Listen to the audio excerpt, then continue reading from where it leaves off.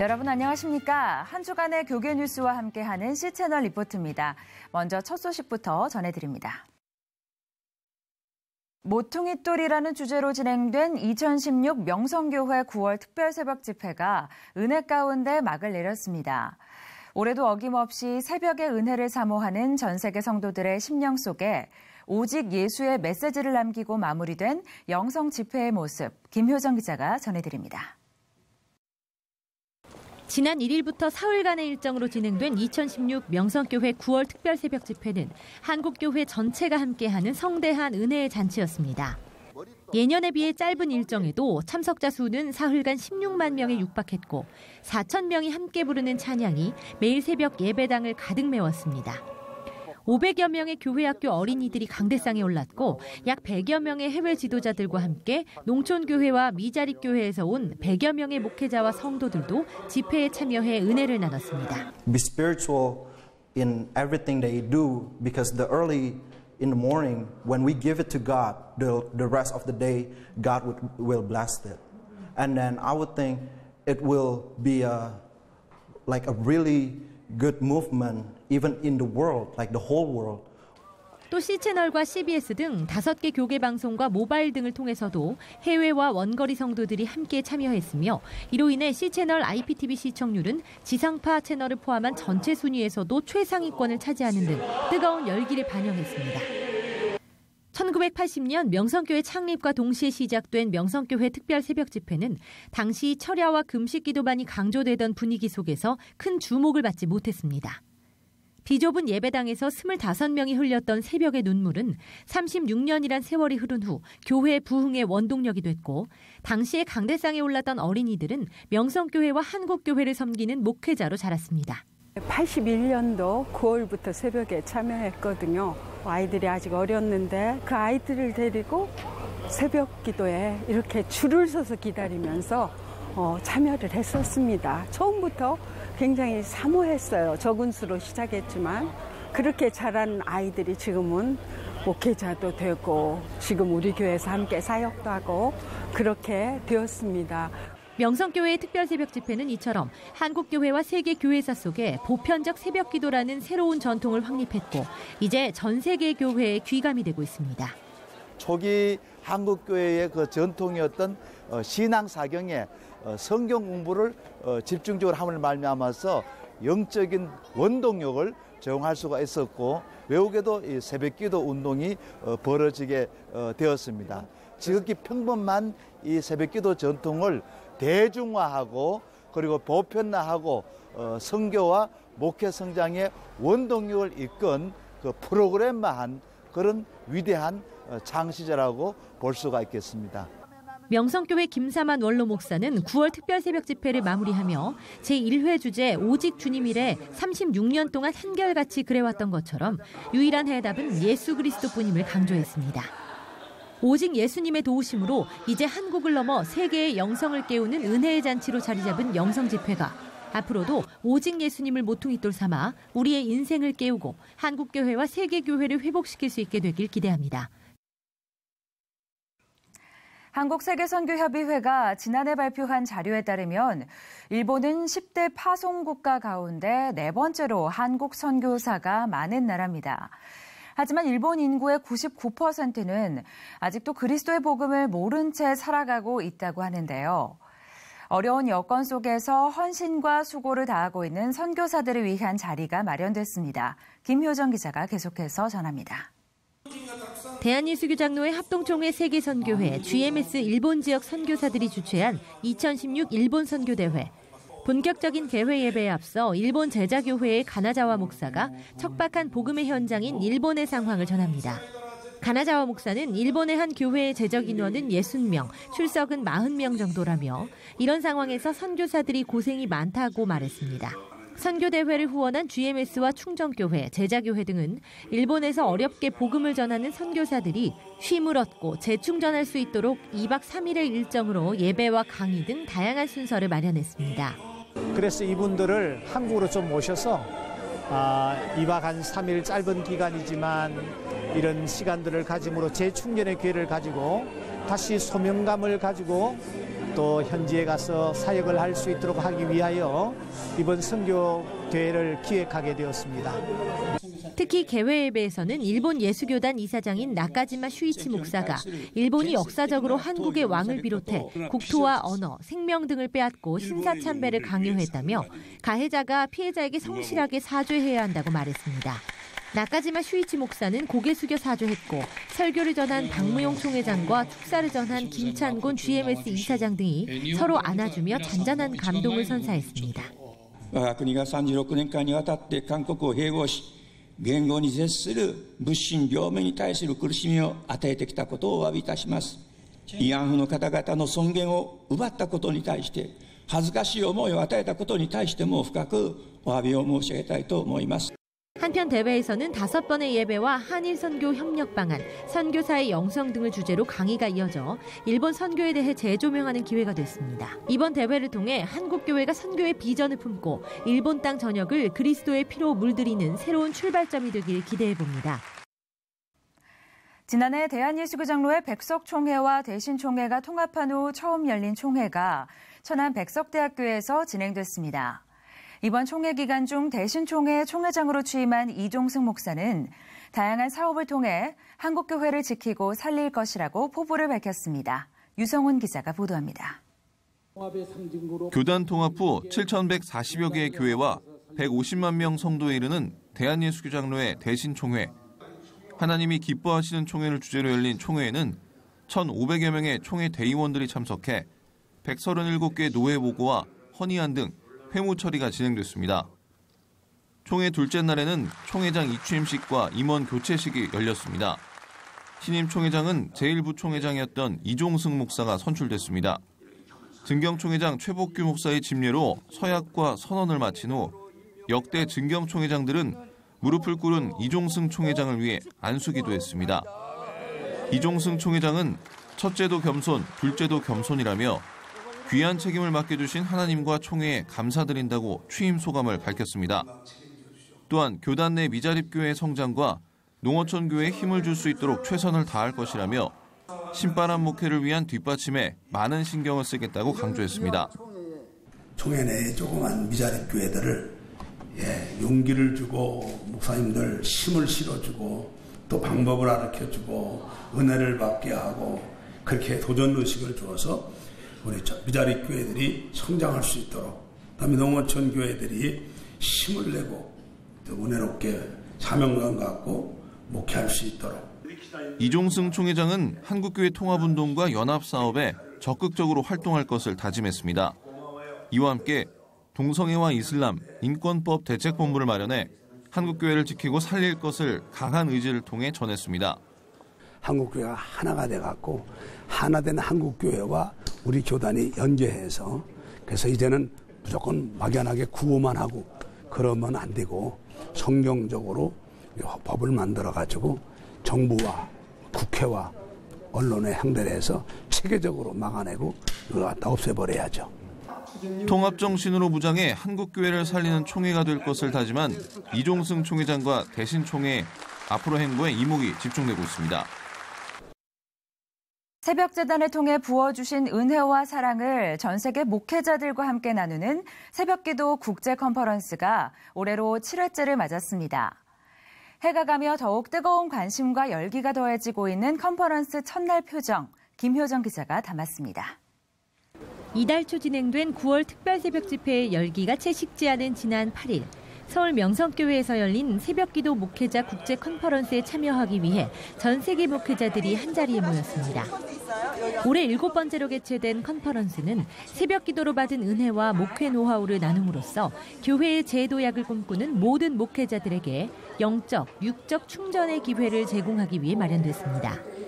교단을 초월해 전국에서 올라온 목회자와 50여 명의 해외교회 지도자 등 4천여 명의 참가자들은 새벽 기도의 노하우를 배우고 영적 회복을 다짐했습니다.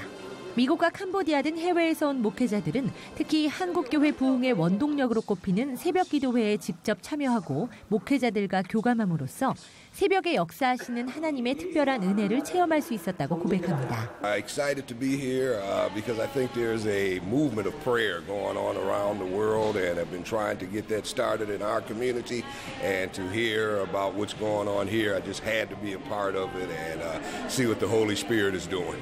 첫날 열린 개회 예배에서 노량진교회 리민식 원로 목사는 어버이로서의 목회자라는 주제의 설교를 통해 바울 사도처럼 영적으로 낳아주고 끝까지 보호해주는 어버이 같은 목회자들이 많이 생겨난다면 세상이 변화될 것이라고 말했습니다. 아카페 사랑, 어버이 사랑, 바로 이것이 목회자 실천으로 번져나가서 온 교회가 사랑으로 하나가 될 때 이것이 참 목회요, 교회요. 이것이 하나님께서 우리를 세우신 뜻이다. 첫 번째 강의에 강사로 나선 명성교회 김사만 원로 목사는 지난 시간 하나님의 은혜로 가난을 극복한 대한민국은 이제 또 다른 영적 위기에 직면했다며 목회자의 기본인 기도로 더욱 무장해 이 시대를 치료하고 국가를 영적인 선진국으로 만들어야 한다고 말했습니다. 기독교적인 영적 정상에 올라가지 않으면 선진국이 안 되게 돼 있어요. 영적으로 이 민족을 일으켜서 선진국으로 이끄는 길이 우리 한국 교회에 달렸고 교회의 사명을 다하면 반드시 그런 날이 올 수 있다는 것입니다. 9일까지 이어지는 컨퍼런스에서는 웨스트민스터 신학교 티모시 위트머 목사를 비롯해 장로회 신학대학교 김명룡 총장, 신촌교회 이정익 원로 목사 등이 강사로 나서 다양한 목회 노하우를 공유할 예정입니다. 이어서 그 밖의 교계 소식 전해드립니다. 안양 석수교회 김찬곤 목사가 대한예수교장로회 합동총회 세계선교회 GMS 이사장으로 선출됐습니다. 지난 1일 GMS 선교센터에서 열린 제19회 GMS 정기총회에서 김찬곤 목사는 총 투표수 234표 가운데 151표를 얻어 83표에 그친 박재신 목사를 제치고 이사장에 당선됐습니다. 이어서 부이사장을 비롯한 제19회기 이사회 임원들은 참석자들의 박수로 추대됐습니다. 앞서 열린 개회예배에서는 박무용 총회장이 위대한 명령을 주제로 설교했고 20년 근속 선교사와 장기 선교사, 공로교회 등에 대한 공로패와 감사패를 전달했습니다. 직전 이사장이었던 김재호 목사는 명예 이사장으로 추대됐습니다. 한편 GMS 신임 이사장 김찬곤 목사는 선교 전략을 체계화할 수 있는 매뉴얼 작성과 전국교회와 성도들이 선교사를 위해 함께하는 기도운동 등을 펼치겠다고 포부를 밝혔습니다. 그래서 우리 전국의 1만 2천 교회가 함께 동참할 수 있도록 기도운동을 펼쳐나가려고 합니다. 기도운동과 또 평신도들이 같이 동참하여서 이 부분을 위해서 자그마한 물질이라도 모을 수 있는 그런 선교회가 되어져서 이거는 임원들만의 조직이 아니고 전국 교회와 전 성도들이 함께 참여하는 GMS를 만드는 것을 가장 중요하게 생각합니다. 서울신학대학교 총장 이취임 예배가 지난 2일 서울신학대학교에서 열렸습니다. 취임식에 앞서 열린 이임식에서는 제17대 총장 유석성 박사에게 공로패와 감사패가 전달됐고 유석성 전 총장의 이임사와 축사가 이어졌습니다.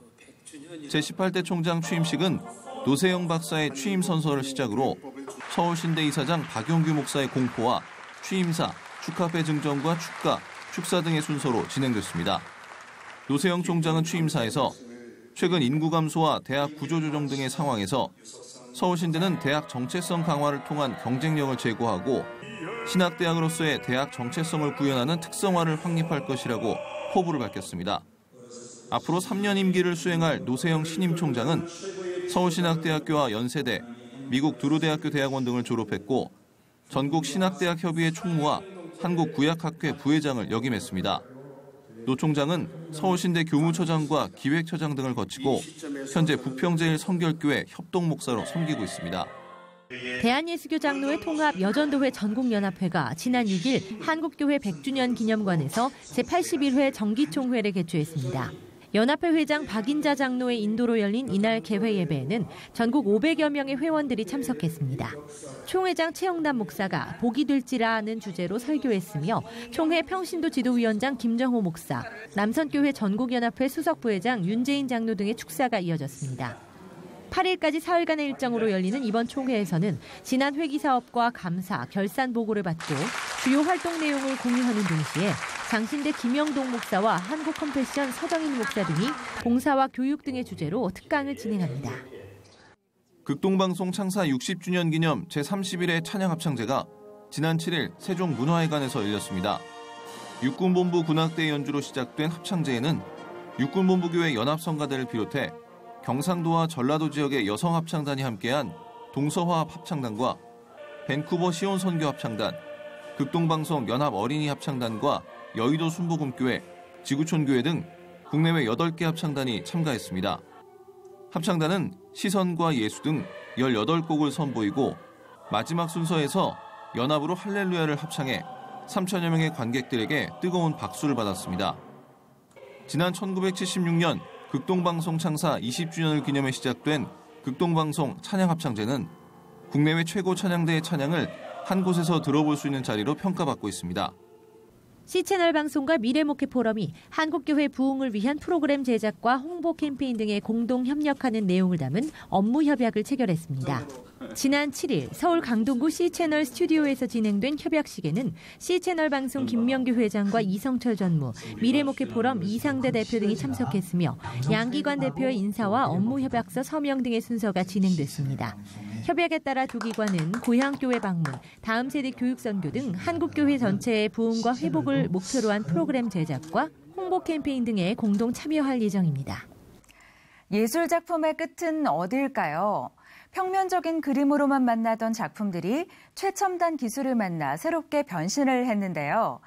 미켈란젤로의 작품이 IT 기술과 결합된 컨버전스 아트로 한국에 찾아왔습니다. 작품과 교감하며 내가 작품 속의 일부가 되어보는 미켈란젤로전. 매우 흥미로운 경험인데요. 지금부터 제가 소개해드리겠습니다. 여름 휴가철. 바티칸의 시스티나 성당을 찾는 관광객은 하루 2만 명. 이 관광객들이 시스티나 성당을 찾는 이유는 단 하나. 미켈란젤로의 천지창조를 보기 위해서인데요. 오늘은 전 세계 미술사를 통틀어 전무후무한 작품을 남긴 미켈란젤로, 그리고 무려 4년이라는 시간 동안 집념으로 완성한 천지창조를 만나러 가봅니다. 르네상스를 대표하는 3대 미술가 중 한 명이자 다비드, 피에타, 천지창조, 최후의 심판 등의 작품으로 오늘날까지 사랑을 받고 있는 미켈란젤로 부오나로티의 작품들이 디지털로 재해석되어 선을 보이고 있습니다. 미디어 아트로 만나는 미켈란젤로 전입니다. 저희 미켈란젤로 전시는요, 세계 최초로 미켈란젤로의 인생과 그리고 그의 최후의 걸작인 시스티나 성당을 컨버전스 아트로 재현한 그러한 전시입니다. 기존의 캔버스에만 있던 그림을 첨단 디지털 기술로 재해석하고 모션 그래픽을 입혀 콘텐츠를 살아 움직이게 만들고 여기에 음악과 스토리텔링까지 결합시킨 본 다빈치의 컨버전스 아트 전시는 반고흐, 헤세와 그림들, 모네전 등을 통해 큰 사랑을 받아왔는데요. 이번에는 특별히 창조주에 대한 집념과 애착을 자신의 예술혼에 담아 작품에 대입시켰던 르네상스의 3대 거장 미켈란젤로의 작품 200점을 소개한다고 합니다. 그의 조각과 그리고 그의 회화는 오로지 그가 신에게 영광을 위한 그런 목적으로 만들어졌다고 해도 과언이 아닐 만큼 그에게 있어서 신과 자신과의 1대1의 관계는 그 누구도 범접할 수 없는 영역이었어요. 그러한 그의 예술혼이 담긴 조각은 엄청난 천재적인 그러한 작품을 만들어냈고 그의 걸작이었던 시스티나 성당 그리고 20년 후에 만들어졌던 최후의 심판까지도 그의 천지창조와 최후의 심판은 바로 여기에서 그의 인생을 마무리할 수 있는 최고의 걸작으로 남게 되죠. 특히 이번 미켈란젤로전에서는 단순한 전시가 아니라 마치 박물관을 거닐고 있는 듯한 느낌을 주는데요. 천재 조각가였던 미켈란젤로의 특성을 살려 박물관을 그대로 옮겨놓은 듯한 공간으로 구성해 뮤제오그라피 콘셉트를 소개하고 있다고 합니다. 예술적인 원화와 IT를 결합한 미디어 형식의 그런 컨버전스 아트, 융합적인 그런 아트는 다 같은데요. 미켈란젤로 같은 경우는 조각의 천재 조각가였기 때문에 그의 그런 작품들에 대한 어떤 공간적인 구성이 굉장히 중요했어요. 그래서 뮤제오그래피라는 그런 뮤지엄과 그래픽적인 요소를 합친 그런 미술품과 건축물의 조합을 이룬 공간이라는 형식의 뮤제오그래피라는 컨셉을 따른 그런 공간적 구성이 굉장히 특징이고요. 미켈란젤로의 일생과 성 베드로 성당을 건축할 때의 이야기와 함께 전시는 본격적으로 시작되는데요. 마치 시스티나 성당 내부에 있는 것처럼 천장과 측면에서 미켈란젤로의 작품들을 움직이는 영상으로 만나볼 수 있는 공간을 지나 최후의 심판을 만나면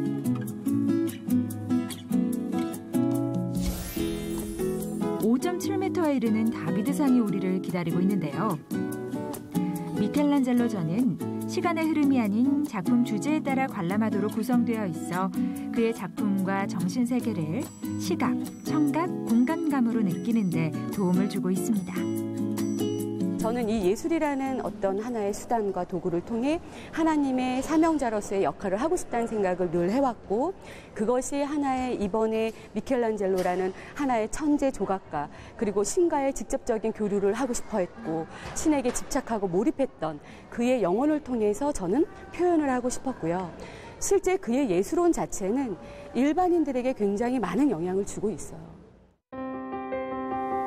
예언자들의 존을 지나 이제 잠시 천지창조 앞에서 멈춰볼까요? 천장화를 그리면서 목을 움직일 수 없는 고통이 와도 회반죽에 곰팡이가 끼어 그림을 그릴 수 없는 순간에도 포기하지 않았던 미켈란젤로. 무려 4년간 자신의 한계 그리고 고독과 싸움 끝에 천지창조가 완성되고 미켈란젤로는 이렇게 말했다고 하죠. 천지창조를 완성할 수 있었던 건 신에 대한 사랑과 기도였다고 말입니다. 과거에 영예를 누렸던 그런 엄청난 화가였지만 그의 삶은 트라우마를 겪었던 어글리한 그런 스스로의 외모에 많이 위축되어 있었고, 그리고 가난한 귀족의 자식으로서 많은 기대를 받았지만 그러나 스스로는 너무나 움츠려 있었던, 그래서 결국은 신밖에는 의지할 수 없었던, 그러나 그의 인생 가운데 그가 극복했던 것들은 바로 그가 예술에 집중하고 그의 영혼을 다 바쳤던 그런 혼신의 힘을 불살랐던 조각과 회화였거든요. 우리가 때로 절망스럽고 트라우마를 갖고 있는 이 삶이 있지만 우리가 삶을 살면서 우리가 우리의 혼을 놓을 수 있는 그런 집념의 어떤 무엇인가를 우리가 할 수 있다면 미켈란젤로 못지않은 우리의 삶도 하나의 완성된 삶으로 마무리 짓지 않을까. 미켈란젤로가 디지털을 입고 21세기에 다시 출연할 수 있게 되리라고 과연 그 누가 상상할 수 있었을까요? 마치 시스티나 성당 안에 있는 것처럼 천장과 벽은 물론이고 굴곡진 기둥까지 온통 미켈란젤로의 손길을 느낄 수 있을 겁니다. 세계 최초 컨버전스 아트로 선보이는 천지창조 미켈란젤로전은 전쟁기념관 기획 전시실에서 만나보실 수 있습니다.